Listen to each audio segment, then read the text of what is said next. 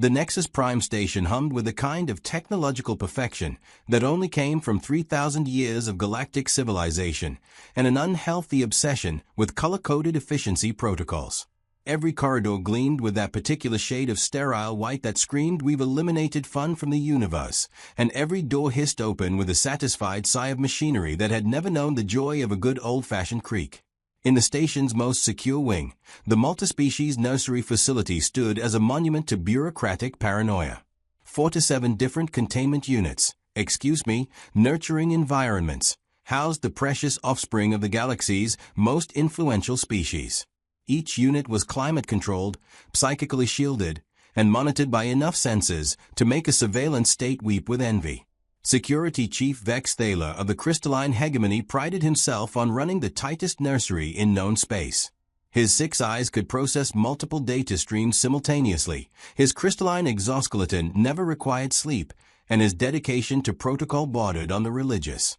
In 15 years of service, not so much as a dust mite had entered those nurseries without proper clearance, biological scans, and a signed waiver in triplicate. Which made this morning's discovery all the more problematic. "Chief," came the trembling voice of Junior Monitor Kipnell through the comm system. "You need to see this." Vex Thaler's primary eye twitched, never a good sign in his species.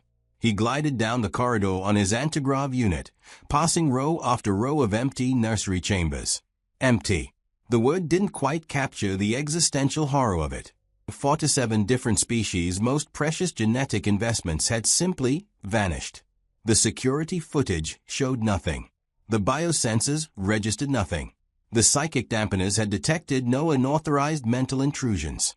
It was as if the Cubs had simply decided to collectively engage in interdimensional tourism. "Sir," Kipnell's voice cracked like poly-maintained hull plating, "we found them." "Found them."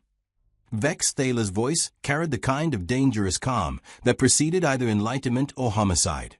"Elaborate." They are all in the human diplomatic quarters. Sleeping." The silence that followed could have been weaponized and sold to the military commission as a new form of psychological warfare. Vex Thaler arrived at the human quarters to find a scene that would have made his ancestors roll over in their crystal tombs. Through the observation window, he could see Ambassador Marcus Chen sprawled across what humans called a couch, a piece of furniture so inefficient it defied several laws of physics. Draped across, around, and on top of the human were no fewer than 12 different alien cubs. A small Vorthan pup had claimed the space between Chen's shoulder and neck, its translucent tentacles wrapped around the human's arm like some sort of organic security blanket. 2 Keth Mari hatchlings, normally vicious enough to require restraint fields, were curled up against his chest, purring with the contentment usually reserved for post-feast meditation. A young Zephian, whose species was renowned for never showing affection to anyone outside their clutch family, had somehow worked its way under Chen's free arm and was making the soft chirping sounds that typically preceded a coma-like sleep cycle. "Sweet entropy," Vex Thaler muttered, forgetting protocol in his shock. The scene repeated itself throughout the human quarters.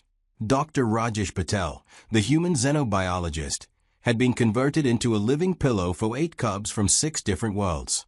Commander Lisa Rodriguez had somehow attracted an entire clutch of silicate younglings, who were literally crystallizing themselves to a uniform in what their species considered the ultimate expression of trust.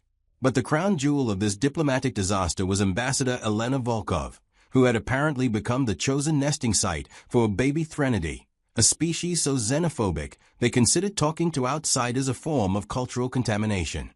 The little creature had wrapped all 6 of its arms around her waist and was producing the harmonic frequencies that Threnody only made when they felt completely, utterly safe. "Chief," Kipnell whispered, "what do we do?" Before Vex Thaler could formulate an answer that wouldn't result in several diplomatic incidents and possibly a small war, his communicator erupted with incoming transmissions. The first was from High Matron Yithes of the Vorthan Collective, her mental voice sharp enough to cut through hull plating. "Where is MY offspring?" This was followed immediately by Supreme Clutch Mother Crest9 of the Keth Mari Empire. "If harm has come to my hatchlings, I will personally disintegrate your entire station." And then Crystalline Overlord Thexima. "Our sensors indicate our crystal spawn is no longer in its designated containment, nurturing environment." Within moments, Vex Thaler's communication array was flooded with increasingly frantic and threatening messages from parents across the galaxy.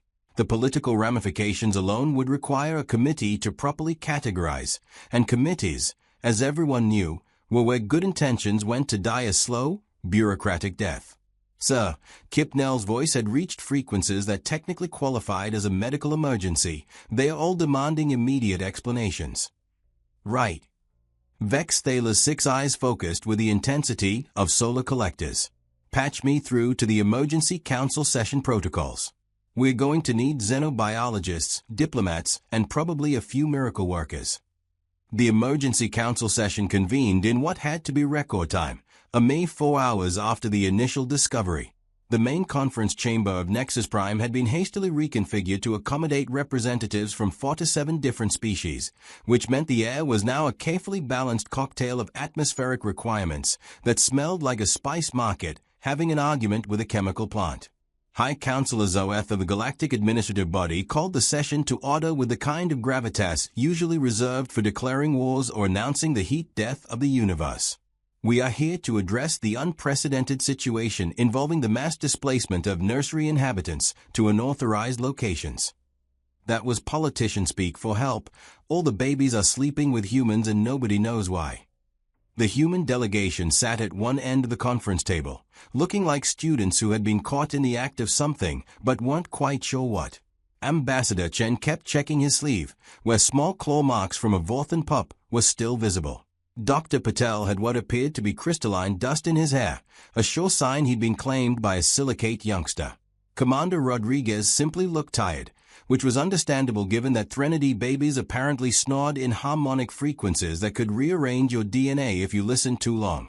The facts are simple, announced Dr. Kithwar, the station's chief xenobiologist, his amphibious features glistening under the conference room's harsh lighting. At approximately 0347 station time, all monitored cubs simultaneously abandoned their species, specific containment environments and relocated to human quarters. Relocated, Overlord Theximor's voice resonated with a kind of skeptical authority that had conquered 3 solar systems. You mean they were taken? Actually, Dr. Patel interjected, consulting his datapad with the casual confidence of someone who had spent years explaining impossible things to skeptical audiences. The security footage is quite clear. They moved on their own initiative. This statement was greeted with the kind of silence usually reserved for funeral services or tax audits. High Matron Yithes leaned forward, her tentacles writhing with agitation. My offspring does not simply relocate to alien creatures. Vorthans are psychically bonded to their clutch families from birth. It is biologically impossible for them to seek comfort from outsiders. And yet, Dr. Kithwar continued with the relentless persistence of scientific inquiry. That is precisely what occurred. Furthermore, preliminary scans indicate that all cubs are displaying optimal health parameters. In fact, several are showing improvement in stress indicators compared to their baseline readings. Supreme Clutch Mother Crest9's feathers ruffled with indignation. Are you suggesting that human creatures provide superior care to Keth Mori nesting protocols perfected over millennia? The human delegation exchanged glances that communicated volumes of diplomatic awkwardness. Ambassador Chen cleared his throat with the careful precision of someone diffusing a very sensitive explosive device. With all due respect to the assembled representatives, Chen began, we were simply sleeping. We had no knowledge that your offspring was seeking, whatever it is they sought. Comfort, Dr. Patel added helpfully. Based on the behavioral patterns, they were seeking comfort. Impossible, declared Counselor Vex Thaler, his crystalline structure refracting light with agitated patterns. Each species has evolved specific comfort mechanisms. The idea that humans could provide universal comfort responses defies basic xenobiology. Dr. Patel adjusted his glasses with the satisfied air of an academic about to deploy his favorite theory. Actually, that's not entirely accurate. Humans have evolved as social creatures with highly developed empathy responses and instinctive caregiving behaviors. Our brain chemistry produces specific pheromones and bioelectric patterns when we're in protective or nurturing modes. Pheromones don't cross species barriers, High Matron Yithes protested. These aren't traditional pheromones, Dr. Patel continued. warming to his subject. We're talking about bioelectric fields, thermal signatures, and subaudible frequencies that humans produce unconsciously during rest states. Our cardiac rhythms, breathing patterns, and even our electromagnetic signatures seem to trigger comfort responses across multiple species. The conference chamber erupted in a cacophony of protests, queries, and what might charitably be called academic disagreement, but sounded more like a riot at a scientific convention. Silence. Overlord Theximo's voice cut through the chaos with the authority of someone who had personally witnessed the formation of solar systems. Are we to understand that humans function as some sort of universal nursemaids? That's a rather reductive way to put it, Ambassador Chen replied diplomatically, but not entirely inaccurate. The statement hung in the air like a challenge to several thousand years of galactic civilization. The assembled representatives stared at the human delegation with the kind of fascination usually reserved for particularly interesting forms of cosmic radiation. This is preposterous, declared High Counselor Zareth. Humans are classified as a Level 2 civilization. They've barely achieved interstellar travel. The notion that they possess some sort of superior biological function is demonstrably accurate. Dr. Kithwar interrupted with the brutal honesty that had made him the galaxy's least popular party guest. I've been monitoring the cubs for the past 6 hours. Stress hormones are down across all species. Neural development patterns show marked improvement. Several cubs are displaying advanced cognitive development that would normally take weeks to manifest. Show us, demanded Supreme Clutch Mother Crest9. The main screen activated, displaying real-time biometric data from the cubs still nestled with their human hosts. The numbers told a story that defied conventional xenobiological understanding. Cardiovascular stability was optimal across all species. Brain wave patterns indicated the deep, restorative sleep cycles that promoted healthy development. Most remarkably, several cubs were showing signs of accelerated neural pathway formation, the kind of cognitive leaping that usually occurred only during critical developmental windows. This is the neurological activity of your Kethmari hatchlings. Dr. Kithwar indicated specific readings on the display. Notice the enhanced theta wave patterns. They are processing information at rates 15% above normal parameters. Supreme Clutch Mother Crest9's feathers had stopped ruffling. In fact, she was leaning forward with the intense focus of a predator sighting prey. And the Vorthan pup, Dr. Kithwar continued, is showing unprecedented development in its telepathic centers. Normally, Vorthan telepathy doesn't manifest until the third molting. This pup is generating measurable psychic resonance patterns weeks ahead of schedule. High Matron Yithes had gone completely still, which in Vorthan body language indicated either deep contemplation or preparation for violence. Given the circumstances, both were equally possible. The silicate younglings are incorporating trace minerals from human cellular emissions into their growing crystal matrices. Dr. Kithwar pressed on with the relentless enthusiasm of someone presenting genuinely revolutionary data. The result is stronger, more flexible crystal structures than we've ever recorded. Overlord Theximor's light patterns had shifted to what his species called analytical contemplation, a state of mind that had historically preceded either brilliant discoveries or devastating military campaigns. And the Threnody infant, Dr. Kithwar concluded, is producing harmonic frequencies that indicate not just comfort, but active cognitive enhancement. It's essentially using the human's bioelectric field as a form of external processing matrix.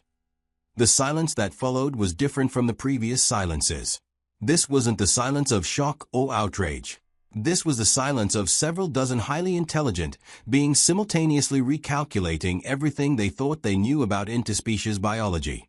So what you're telling us, Ambassador Chen said slowly, is that we're accidentally optimizing your children's development.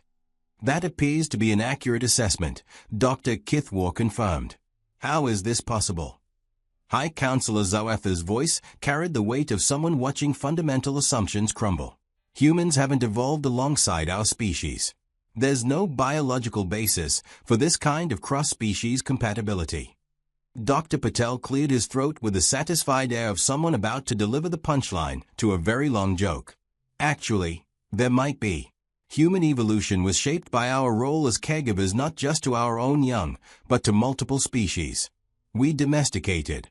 dozens of different animals, raised often creatures from countless species, and developed what we call pet relationships with organisms that had no evolutionary connection to us.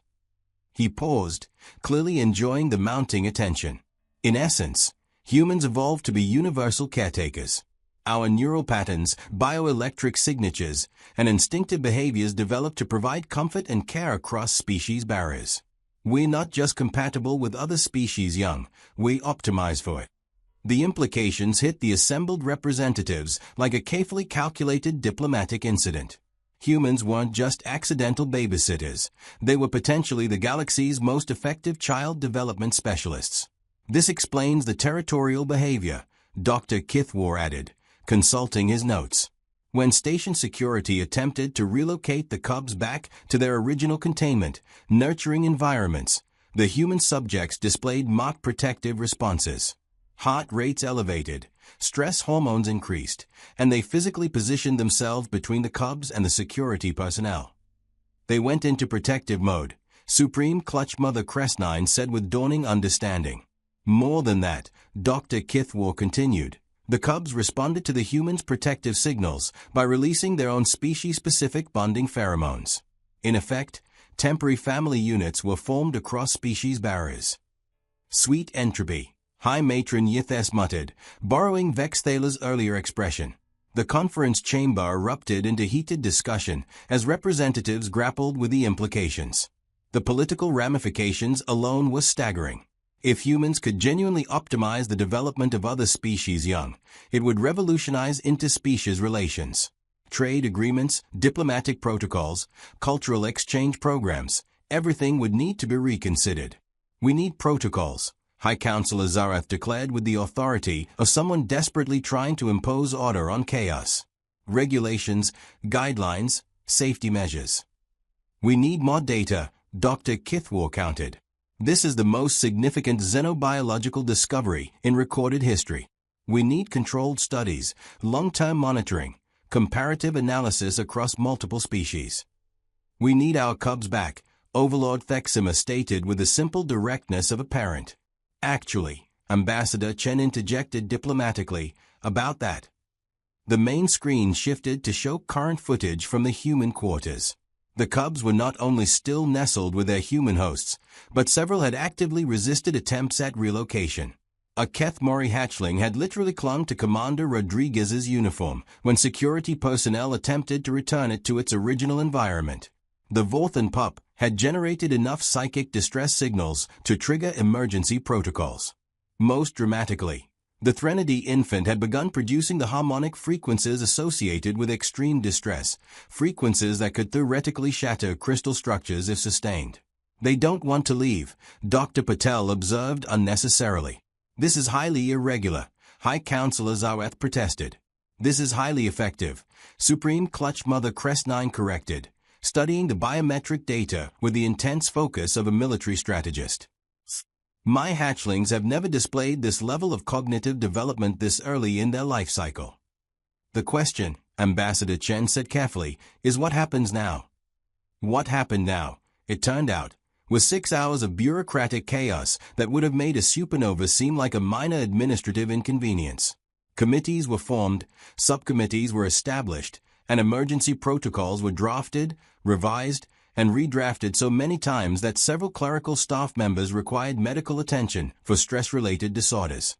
The basic problem was simple. The cubs were thriving with the humans, but removing them caused distress to both the cubs and their temporary human caregivers. The solution was considerably more complex, involving interspecies law, diplomatic protocols, biological ethics, and what the Legal Affairs Department grimly called unprecedented jurisdictional nightmares. We could establish a trial period, suggested Dr. Kithwar during the third emergency session. Controlled monitoring, regular health assessments, voluntary participation from human personnel. Voluntary participation, High Matron Yithes repeated with a kind of skeptical emphasis that had started several minor wars. You're suggesting we ask humans to babysit our most precious offspring. I'm suggesting we acknowledge what's already happening, Dr. Kithwar replied. The cubs have made their choice. The humans are responding instinctively, and the results are measurably positive for all parties involved. The legal implications alone, began legal coordinator Vashti with the weary tone of someone contemplating early retirement, would require a complete revision of interspecies custody law, biological responsibility statutes, and cross-cultural caretaking protocols. Then we revised them, Overlord Thexima declared with the casual authority of someone who had personally rewritten the laws of physics in at least 3-star systems. It's not that simple, legal coordinator Vashti protested. There are treaties, agreements, established precedents. There are also, Supreme Clutch Mother Crest9 interrupted, my hatchlings showing cognitive development patterns that suggest they might achieve advanced intelligence weeks ahead of normal schedules. I'm willing to revise a few treaties for that kind of advantage. The debate continued for hours, but the outcome was inevitable. When faced with measurable improvement in their offspring's development, parental instincts trumped political protocols across 47 different species. The final agreement, hammered out in the early hours of station morning, established what would become known as the Interspecies Comfort Protocol. Human personnel would be assigned as development enhancement specialists to work alongside traditional caretakers. Strict monitoring would ensure the safety and well-being of all parties. Regular assessments would track the long-term effects of human-cub interaction. Most importantly, participation was voluntary on all sides. Cubs would not be forced to remain with human caretakers, humans would not be obligated to serve as caregivers, and parents retained ultimate authority over their offspring's care. The paperwork alone required 3 separate departments and a small army of translators. 6 months later, Nexus Prime Station had transformed into something that defied every previous model of interspecies cooperation. The multi-species nursery facility had been redesigned to accommodate integrated development environments, carefully controlled spaces where human caretakers worked alongside species-specific nurturers to optimize young development. Security Chief Vex Thaler, now bearing the somewhat more dignified title of Interspecies Development Coordinator, had grown accustomed to his new daily routine. His morning security briefings now included updates on cognitive development rates, cross-species bonding assessments, and what the Human Resources Department had optimistically labeled caretaker satisfaction surveys. Chief Junior Monitor Kipnell reported during the morning briefing, "We have 17 cubs requesting assignment to human caretakers, 3 humans requesting additional cubs, and 1 formal complaint about snoring frequencies from the Threnody nursery." Standard Tuesday, Vex Thaler replied with the resigned tone of someone whose entire worldview had been systematically dismantled and rebuilt around the concept of humans as cosmic babysitters. The statistics were impossible to argue with. Cubs and integrated care programs showed marked improvements across all developmental metrics. Cognitive advancement averaged 23% above baseline. Social adaptation skills improved by 31%. Most remarkably, cross-species tolerance and communication abilities were developing at unprecedented rates. The young Keth Maury in Program 7 is attempting to communicate telepathically with the Vorthan pup, Dr. Kithwar reported with barely contained excitement. Interspecies telepathic communication has never been documented before. Of course it hasn't, Vex Thaler muttered. Why should today be any different? The humans had adapted to their new role with the same casual competence they seemed to bring to every impossible situation.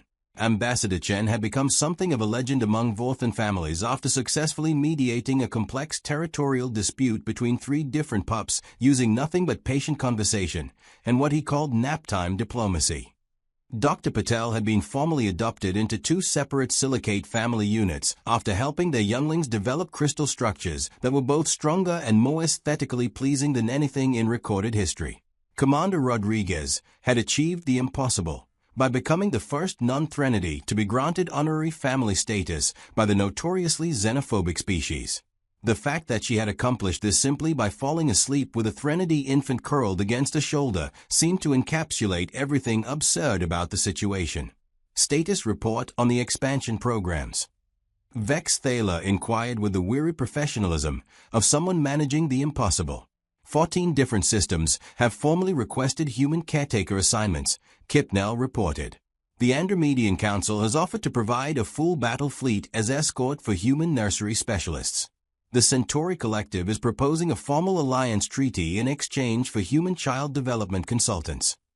Vex Thaler's 6 eyes focused with the intensity of someone contemplating the fundamental absurdity of the universe.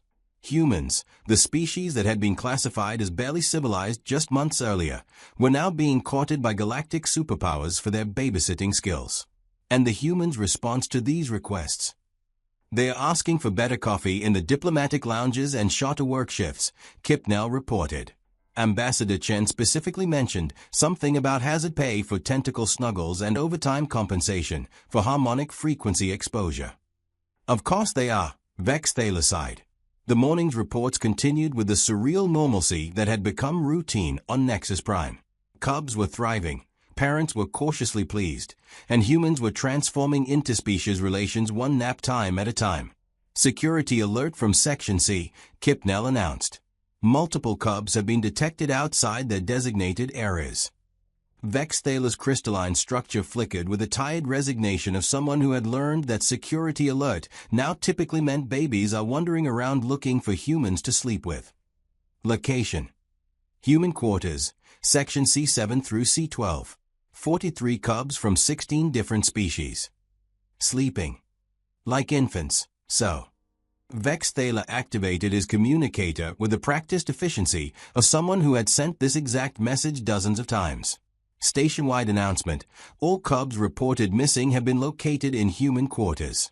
They are sleeping like infants. Repeat, all cubs accounted for and sleeping peacefully. Parents wishing to retrieve their offspring are reminded that waking cubs from human-assisted sleep cycles may result in distress responses and formal complaints from the Human Rights Commission. He closed the communication and settled back into his monitoring station. Outside his office window, the corridors of Nexus Prime hummed with the efficient activity of a space station that had somehow transformed from a sterile diplomatic outpost into the galaxy's most effective nursery. Somewhere in the human quarters, Ambassador Chen was probably serving as a pillow for creatures whose parents had once considered him barely sentient. Dr. Patel was likely unconsciously optimizing the neural development of youngsters whose species had evolved on worlds he'd never seen. Commander Rodriguez was undoubtedly providing comfort to aliens whose biochemistry defied every established xenobiological principle. And somehow, impossibly, it was working. The galaxy's most dangerous species, the ones who had achieved interstellar travel through sheer stubborn determination and a concerning disregard for safety protocols, had accidentally become its most effective childcare specialists. Vex Thaler activated his morning reports and settled into his routine, no longer surprised by the gentle absurdity of a universe where the secret to interspecies harmony was apparently a good nap with a human. Just another day, he muttered to himself, in the galaxy's strangest nursery.